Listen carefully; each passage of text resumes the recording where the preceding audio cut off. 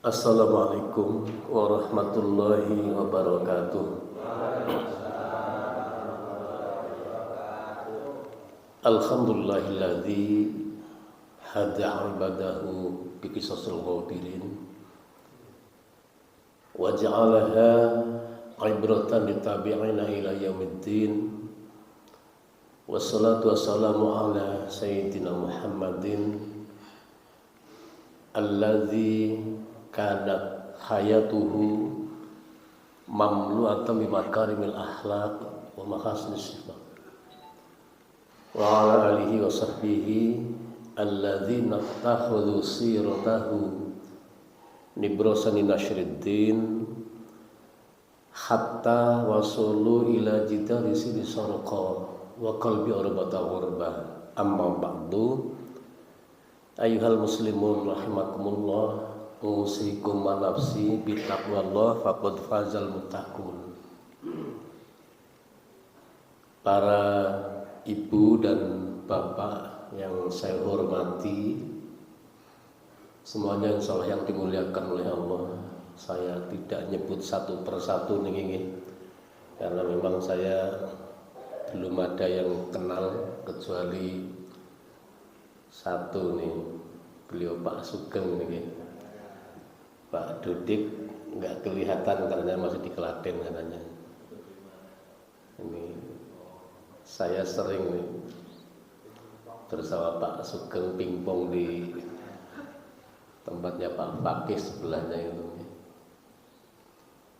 Dan hari ini akan tanding persahabatan Pak Sugeng dengan PTM 4 di Kerajaan. Jadi kalau kerso ada waktu gabung dengan Baitul Hikmah. Okay. Ini banyak yang nggak bisa Baitul Hikmah ini. Ibu bapak rahimakumullah, saya nama Sun Haji, ada Sun Hadi. Saya punya banyak kisah dengan beliau. Saya diundang pengajian di Korea, panitianya salah telepon ke Al-Irsyad 1 waktu itu nih. Jadi yang menerima Sun Hadi.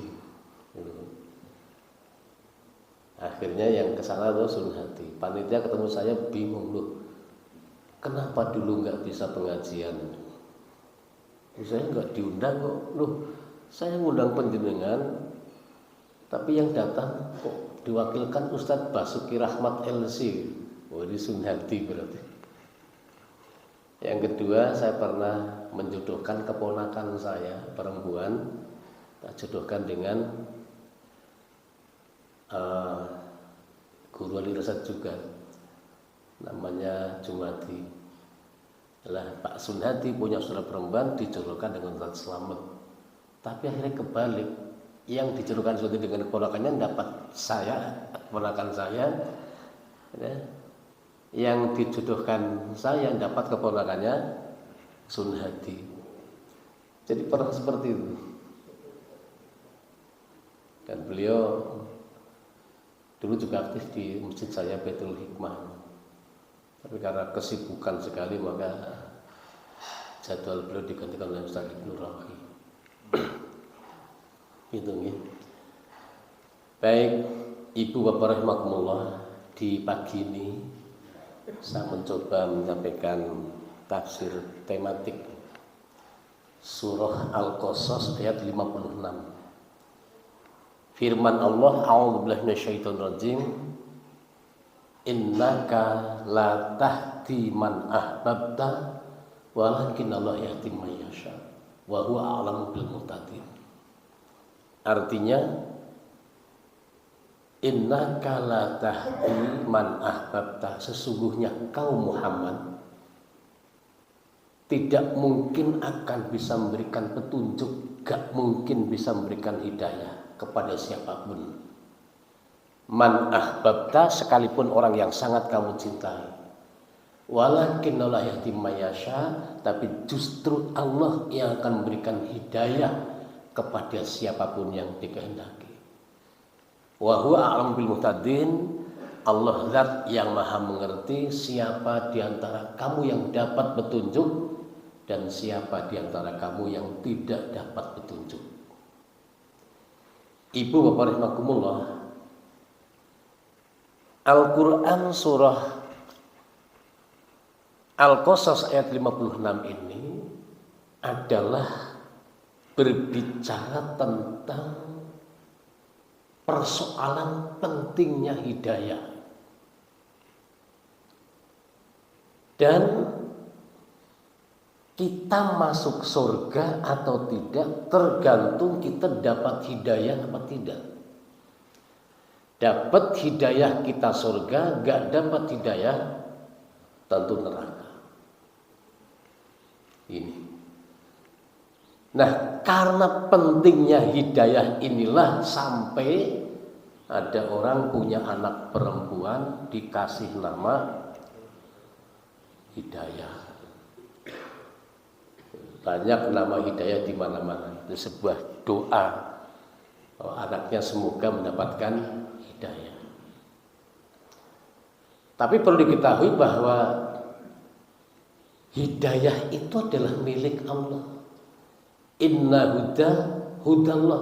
Sesungguhnya hidayah itu milik Allah. Jadi siapapun yang ingin dapat hidayah, diberi penjelasan, pembelajaran tentang hidayah, kalau Allah enggak menghendaki maka dia enggak dapat hidayah. May yahdihillahu fala mudhillalah wa may yudhlil fala hadiyalah. Siapa yang diberi petunjuk oleh Allah, gak ada satupun mereka yang bisa menyesatkan. Tapi siapa yang diberi daya oleh Allah, gak ada orang yang bisa menghalang-halangi. Ibu bapak rahimakumullah, tentang persoalan hidayah. Jadi hidayah itu adalah milik Allah. Sebesar apapun jasa mereka untuk Islam, kalau Allah tidak memberikan, dia gak dapat. Satu contoh yang sangat nyata, jelas, dan semua orang mungkin datang. Paman Nabi, Abu Thalib. Abu Thalib itu tokoh pembantu perjuangan Nabi yang paling utama setelah istri beliau Khadijah. Tapi sejarah mencatat Abu Thalib mati tidak dapat hidayah. Padahal paman Nabi, jasa untuk Islam itu luar biasa. Ibu bapak rahimakumullah, nun sewu. Kita kalau mau dibanding dengan Abu Thalib, jasanya untuk Islam, kita tuh gak ada apa-apanya. Awal risalah dakwah, Nabi mendapatkan sekian banyak tantangan, rintangan, ujian, cobaan datang silih berganti. Siapa backing utamanya? Abu Thalib. Sampai kafir Quraisy begitu marah karena Tuhan mereka akan diganti dengan ketuhanan tauhid, yakni Allah Subhanahu wa taala. Nabi terus menjalankan dakwahnya. Satu contoh jasa Abu Thalib yang sangat luar biasa itu. Kafir Quraisy rapat di Darun Nadwah. Darun Nadwah itu adalah tempat rapatnya orang kafir Quraisy. Kalau umat Islam punya tempat rapat namanya Darul Arqam. Nah, kesimpulan rapat Darun Nadwah, kafir Quraisy mengatakan ini Muhammad punya nyali untuk mendakwahkan Islam karena ada backing utamanya adalah Abu Thalib. Sekarang datangi dia. Utusannya datang ke Abu Thalib. Abu Thalib,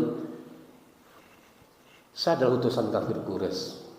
Saya datang padamu untuk menyampaikan pesan kafir Quraisy.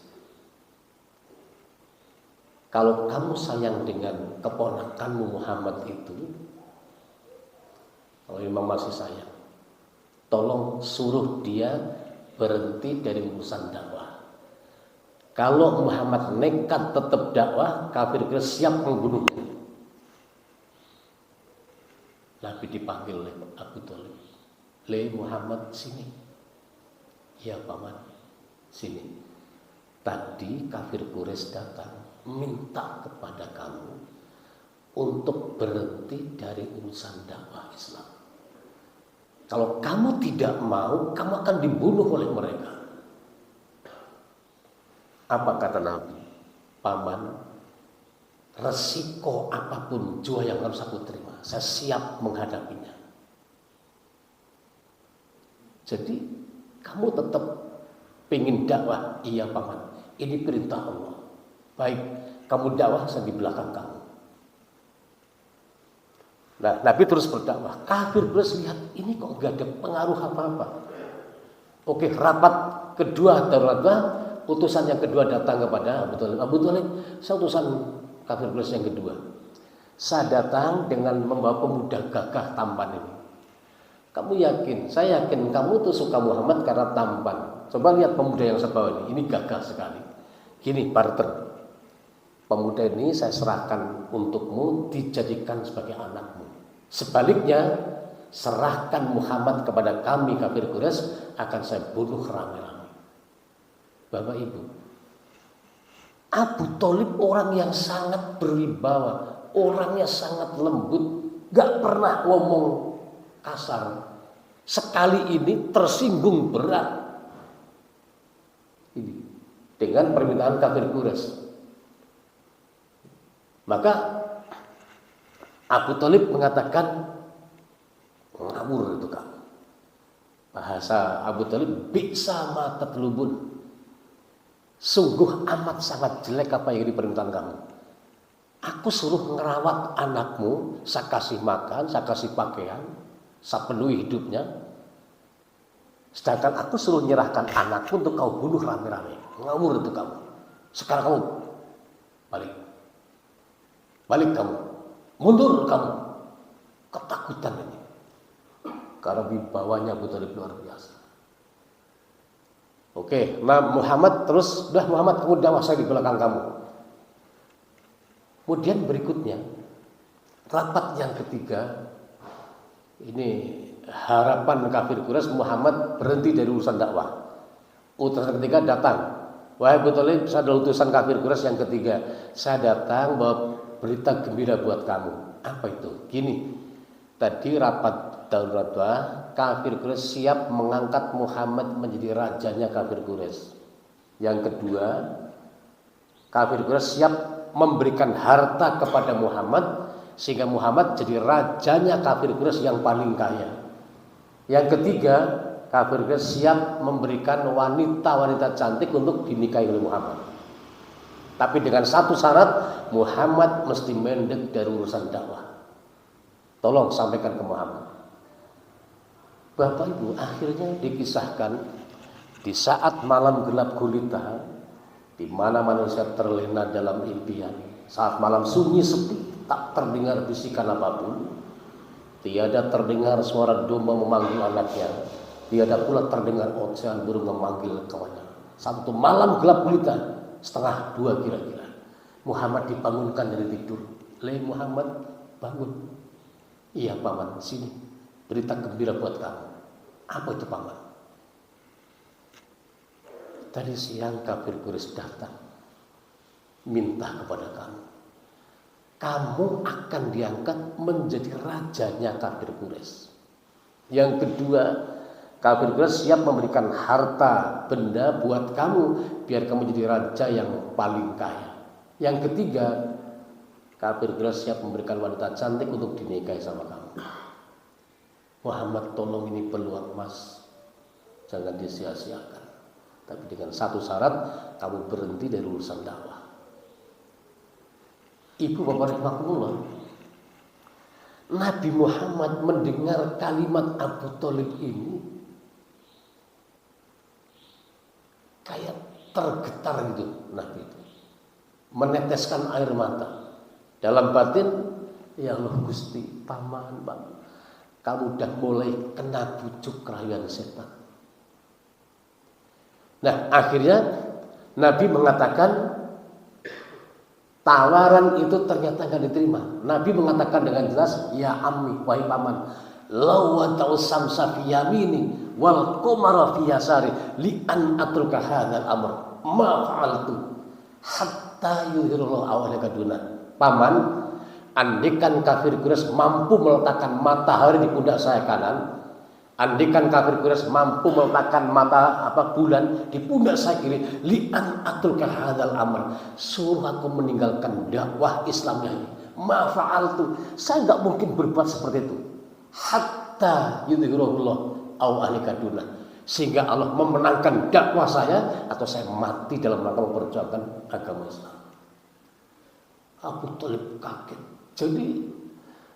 Jadi kamu tetap milih dakwah? Iya paman. Baik, ayo kamu dakwah, saya di belakang kamu. Coba kita bayangkan Bapak Ibu. Kafir Quraisy enggak berani dengan Muhammad karena apa? Backing utamanya yang sangat berwibawa adalah Abu Thalib. Tapi ternyata sejarah mencatat Abu Thalib yang jasanya luar biasa, yang keto awis tumpuk tundung tumpang suh, begitu banyak jasa Nabi, jasa pamannya untuk Nabi. Ternyata sejarah mencatat Abu Thalib mati tidak mendapat hidayah. Ini. Maka hal ini akan lebih kentara kalau kita lihat kisah tentang ini. Itu turkan di sebuah kitab Fathul Majid. Fathul Majid itu adalah sarah dari kitab Tauhid alladzi huwa haqqul abid. Ini. Jadi saya pernah lihat di toko pahala kitab ini udah ada terjemahnya itu. Fathul Majid. Nah, di dalam kitab Fathul Majid ini ada satu bab. Nah, babnya adalah qauluhu ta'ala innaka la tahdi man ahbabta walakin yahdi man yasha wa huwa a'lamu bil muhtadin. Ini ayat yang saya bacakan tadi. Ini ayat Quran tapi dijadikan sebagai pokok bahasan. Nah, pokok bahasan ini mengkisahkan tentang kematian Abu Thalib yang tidak dapat hidayah, padahal jasanya untuk Islam itu luar biasa. Mungkin sedikit tak kisahkan biar lebih mengenal. Bapak Ibu, ketika Abu Thalib sedang syakaratul maut, mau mati, ini ditunggu 3 orang. Sebelah kanan Nabi kita Muhammad SAW, sebelah kiri 2 tokoh kafir, satu Abu Jahal, yang satu Abdullah bin Abi Umayyah, tokoh kafir. Nah, ketika Abu Thalib sedang sakaratul maut, Nabi duduk di sebelah kanannya. Beliau kemudian melihat jasanya Abu Thalib itu luar biasa. Sehingga ketika lihat ini sedang sakaratul maut, mau mati, tapi paman belum berakidah Islam. Diminta oleh Nabi, dirayu oleh Nabi, suruh mengucapkan kalimat la ilaha illallah dengan kalimat ya ami, ya ami.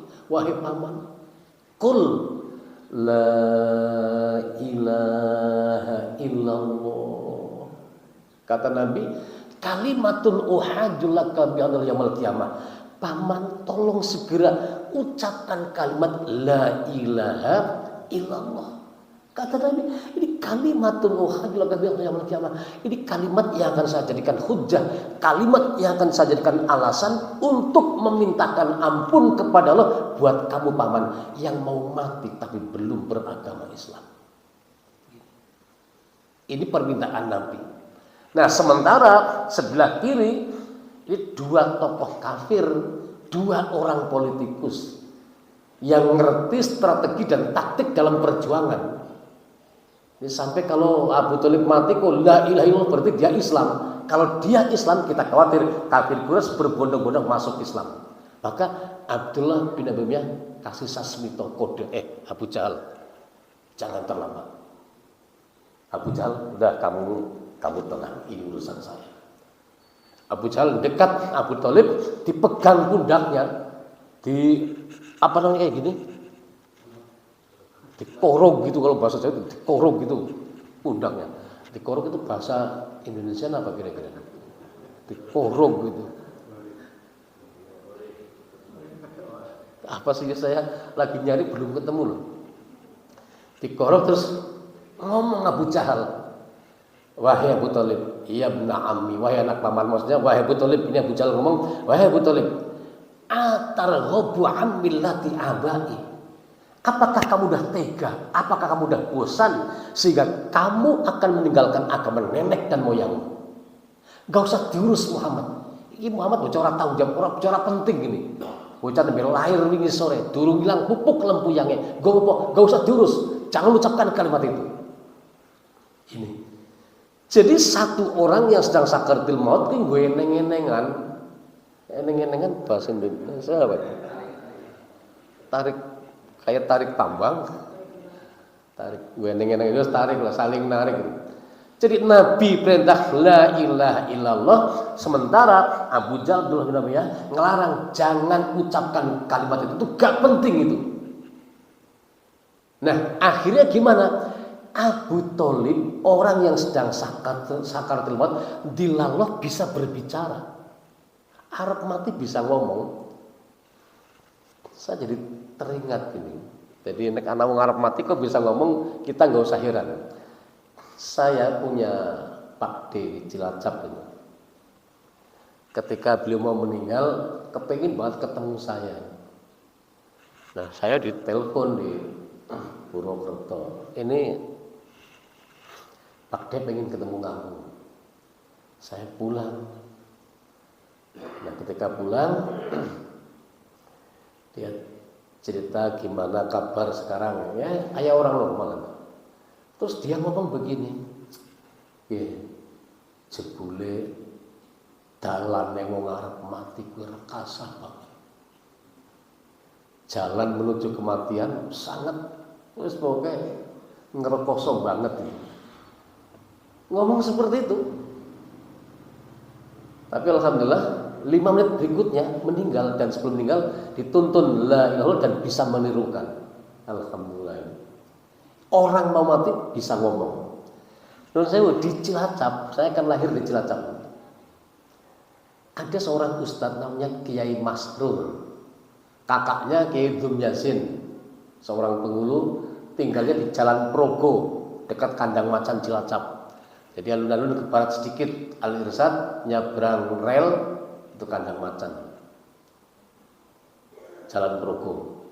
Nah, Kiai Masrul itu ini contoh Arab mati bisa ngomong. Ini gerah kanker sampai perut situ udah berlubang sedikit.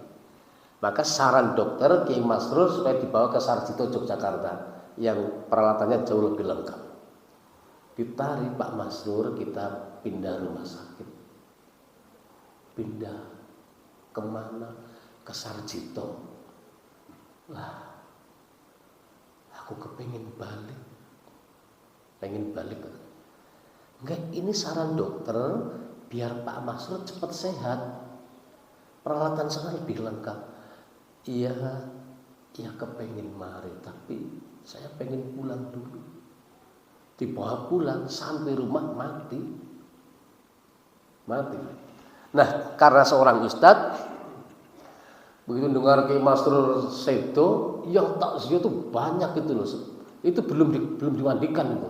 Baru ditutup dengan jarit itu di kamar ayat.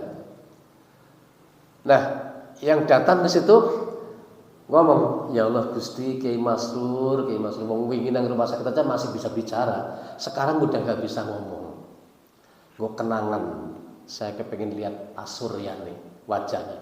Dibuka jaritnya dilihat, inna lillahi wa inna ilaihi rajiun. Pak Masrur sudah meninggal. Yang lain datang lagi, lihat dibuka, lihat wajahnya, inna lillahi wa inna ilaihi rajiun, dan meninggal. Nah, yang ketiga itu namanya Pak Masdar. Beliau dulu guru agama Islam di SMP Islam dekat Stadion Gumlir Cilacap. Tahun 2003 itu haji bareng dengan saya. Nah, ketika Kiai Masdar yang datang kan beliau akrab banget. Kiai Masdar ada di Jalan Perkutut dekat Patra Gahar Cilacap Pertamina itu. Karena teman dekat, langsung ke rumah dibuka mayatnya. Bareng Pak Mas dari sing buka, ke Pak Masur ge menyat gitu loh, jegong duduk. Mati di mana?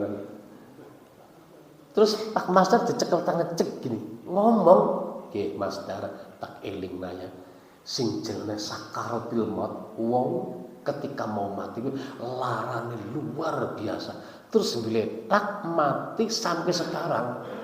Oke. Hanya memperingatkan tok, sakaratil maut sakitnya itu luar biasa.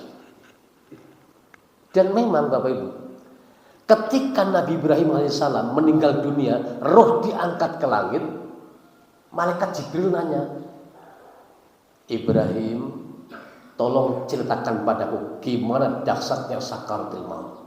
Nabi Ibrahim mengatakan, Jibril, dahsyatnya sakaratul maut saya gambarkan laksana besi tusukan daging yang dicabut dengan paksa. Itu Nabi Ibrahim itu. Jadi kelingan, saya di rumah itu punya kolam kecil, kolam ikan gitu. Kadang tak kasih cair, kadang tak kasih gerame, lele. Waktu tak kasih lele, kolam kecilku bisa banyak banget lelenya. Loh, besar-besar saya ngundang teman saya, Ustadz Sunarso namanya, dulu bareng di Andirsan. Tad saya punya lele, mau ngambil sini, mau kalau mau. Toka, tak kasih seser, suruh ngambil. Jangan diseser, kita pancing aja. Kok dipancing? Biar apa, ada seninya gitu loh. Disesernya karuan, dipancing kan ada seninya gitu loh. Dipancing. Nah, saya dikasih pancing juga suruh mancing. Mancing, saat dimakan, tunggu dulu, kok bisa aja giri-giri tarik. Gue tolanan disit, cara dia main seneng gitu loh. Nah, barang tak tarik set, naik, lele besar banget. Ki pancing ora bisa ditokena nang jero ngana. Tat sulit tat, sini bawa sini.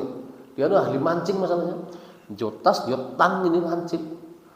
Lalu dipegang, dilihat pancingnya keton, dijepit sana gitu, ditarik kalau cabut paksa, daging tenggorokan kabut lelene. Bayangkan itu.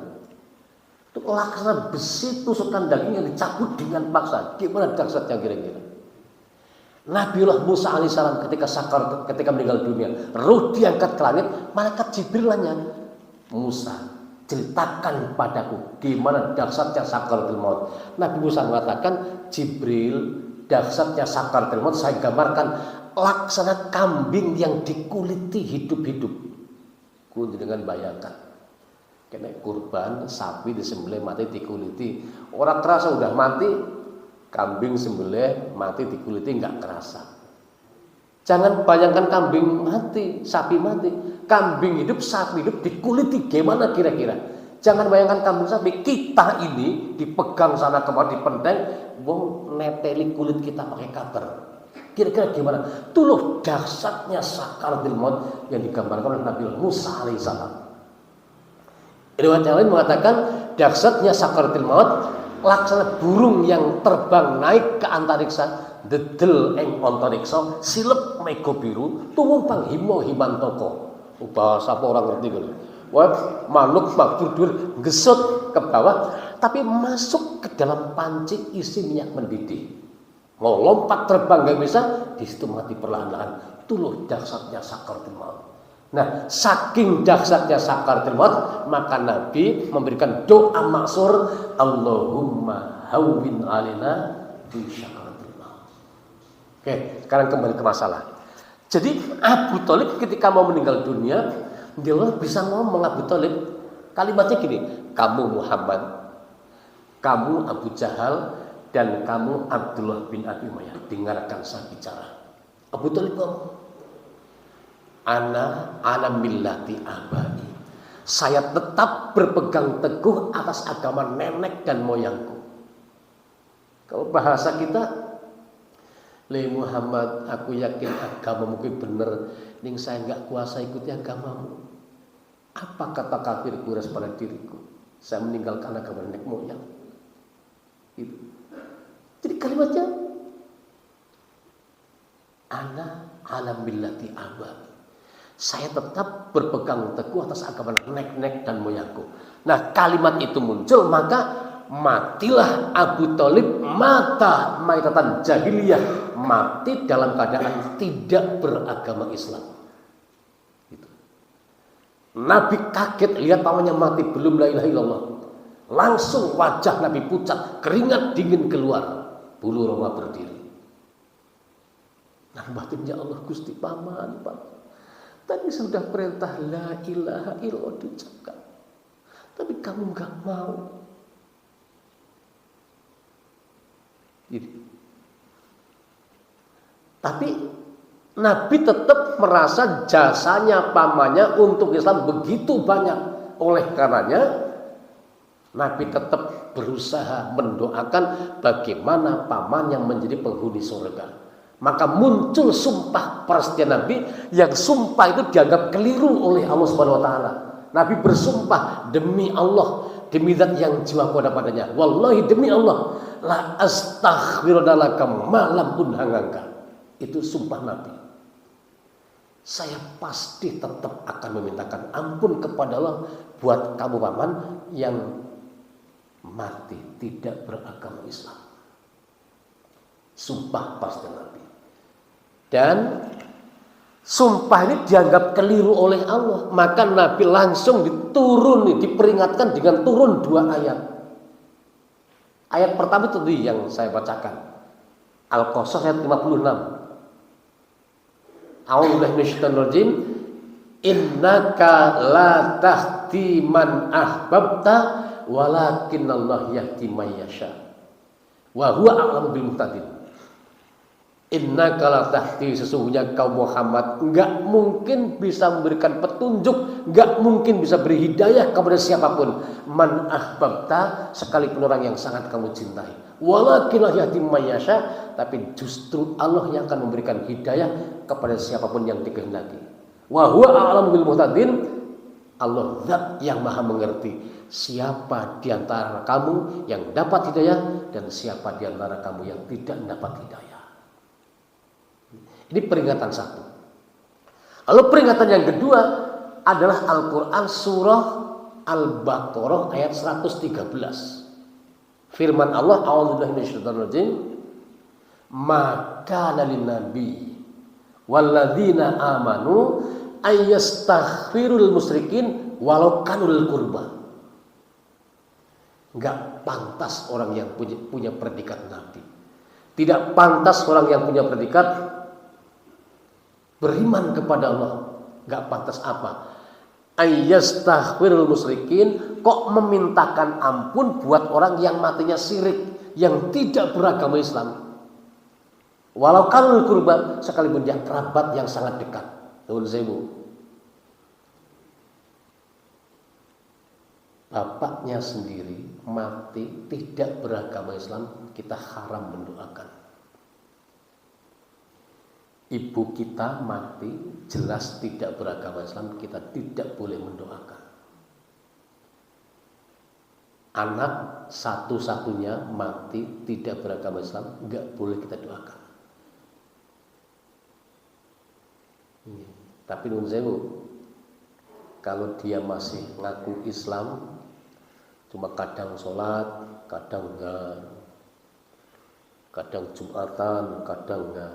Kalau seperti itu tetap kita doakan, karena dia satu titik dia masih punya iman.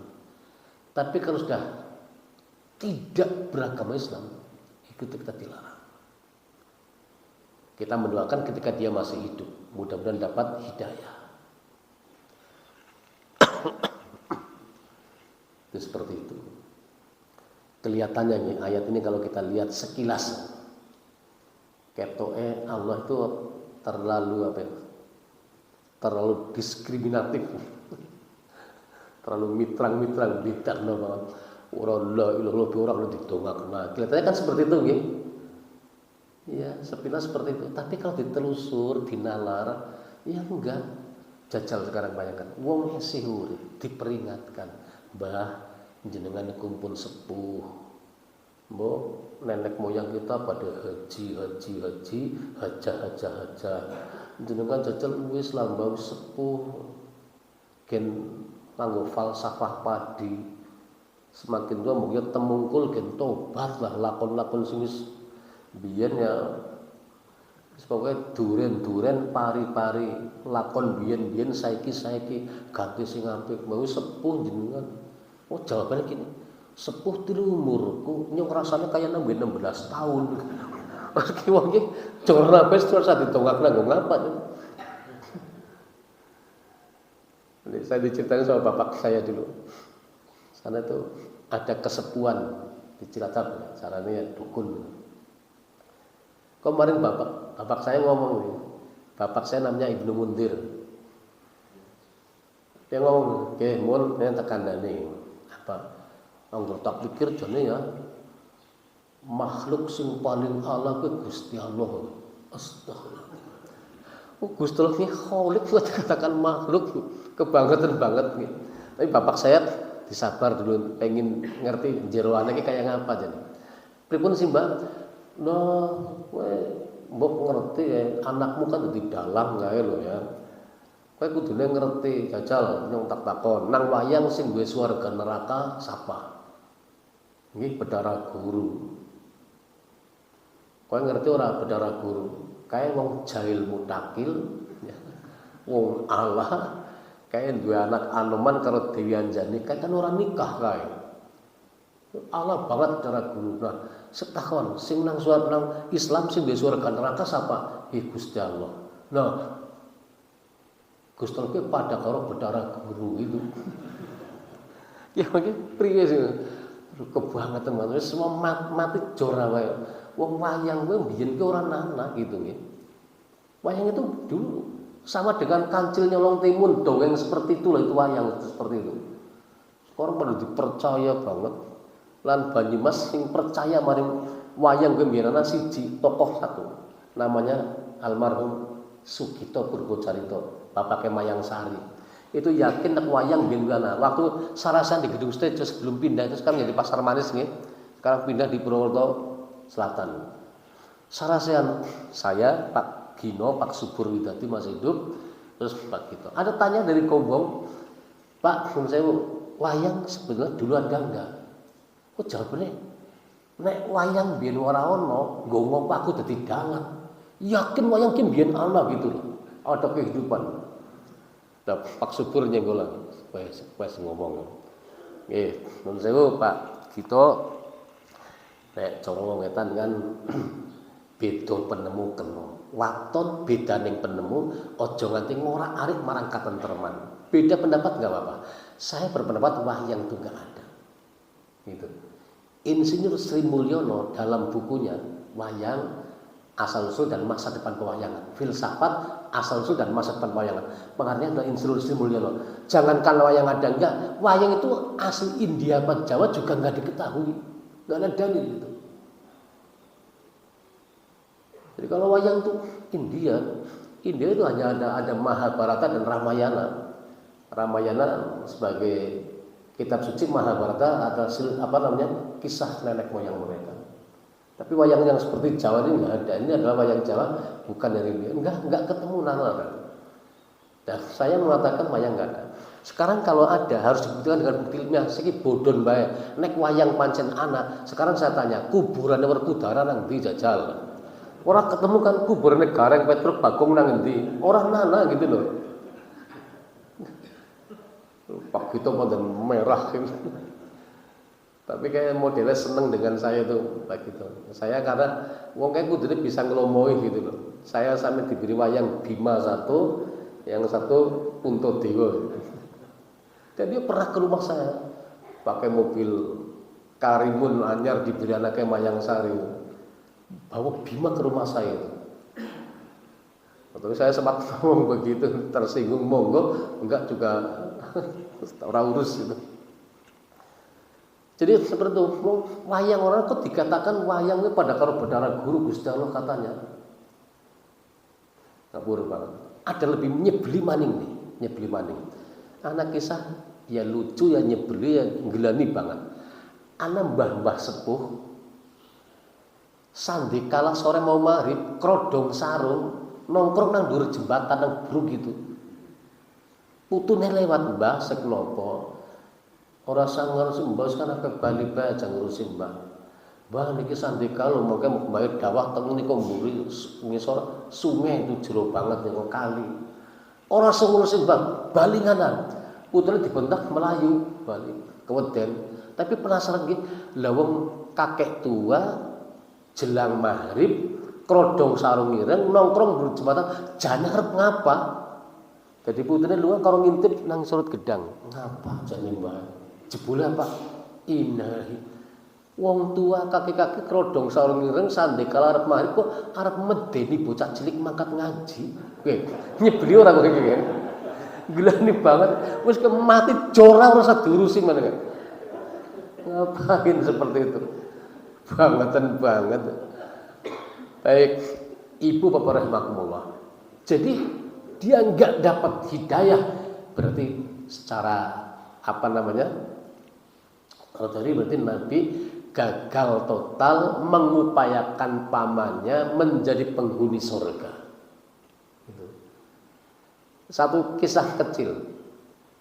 Sayyidah Fatimah Az-Zahra.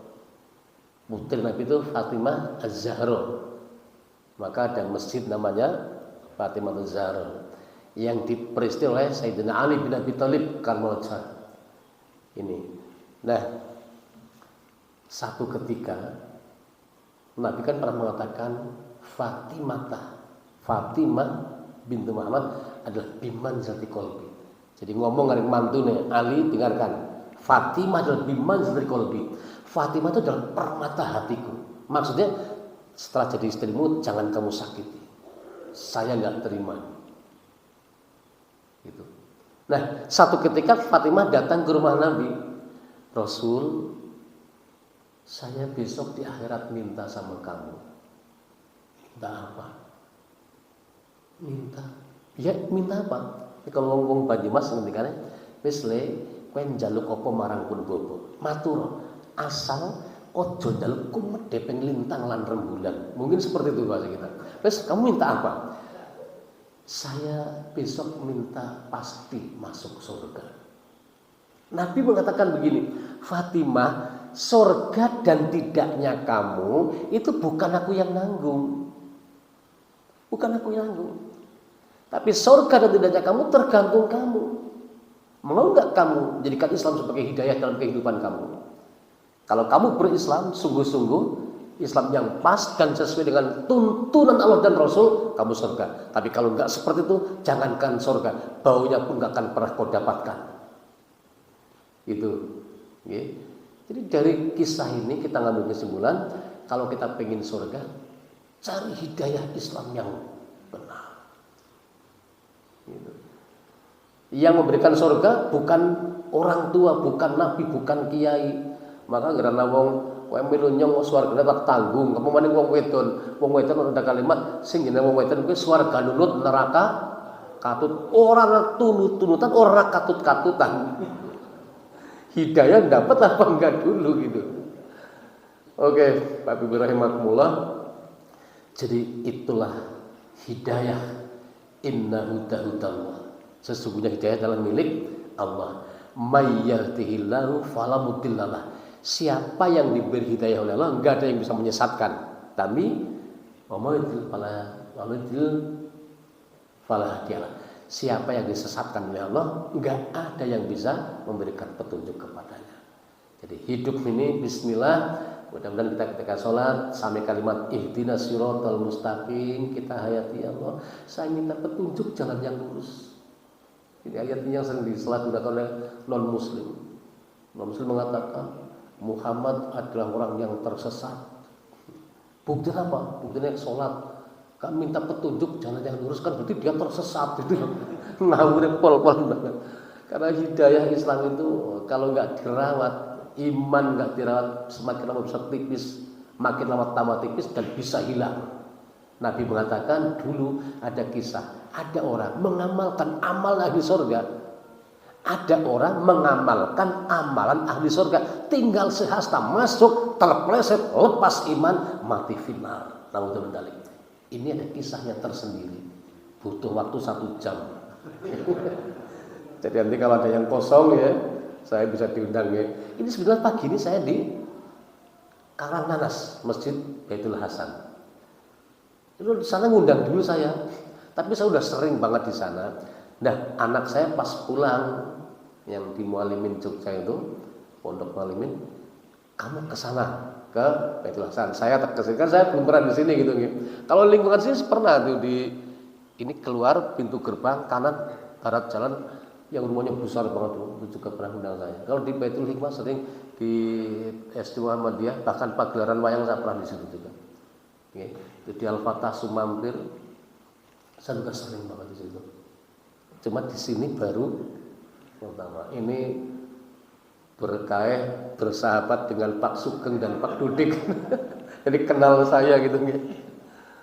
Ini sering banget pertandingan pingpong batal karena saya pengajian.